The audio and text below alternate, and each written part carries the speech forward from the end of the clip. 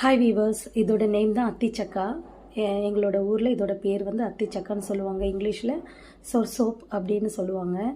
இதுதான் இதோட மரம். இது வந்து இந்த முந்திரி வகையை சேர்ந்தது, நம்ம சீத்தாப்பழத்தோட வகையை சேர்ந்தது. இது கொஞ்சம் புளிப்பு, கொஞ்சம் இனிப்பு அப்படின்னு ஒரு டிஃப்ரெண்ட்டான டேஸ்ட். இதோட சீடும் சீத்தாப்பழத்தோட சீடு மாதிரியே இருக்கும். ரொம்ப ரொம்ப உடம்புக்கு நல்ல ஒரு ஃப்ரூட் இது. இது எனக்கு பச்சையாக கிடச்சிது. இது பழுக்கிறதுக்காக நான் அரிசியில் பூத்தி வச்சுட்டேன். எந்த ஃப்ரூட்டு பழுக்கலைனாலும் அதை அரிசியில் நம்ம 2 நாள் வச்சிட்டோன்னா பழுத்துரும். அப்புறம் அது பழுத்துருச்சு.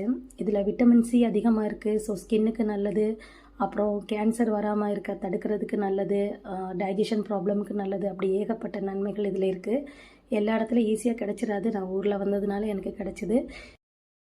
இதோட சீடு வந்து நம்ம முந்திரி பழம் மாதிரி, அதாவது சீத்தாப்பழத்தோட சீடு மாதிரியே தான் இருக்கும். அப்புறம் அங்கங்கே கொஞ்சம் நட்டு வச்சேன். சரி, இன்னும் கொஞ்சம் செடி இருந்தால் நம்மளுக்கு ஃப்யூச்சரில் யூஸ் ஆகும்னு. அவ்வளோதான்.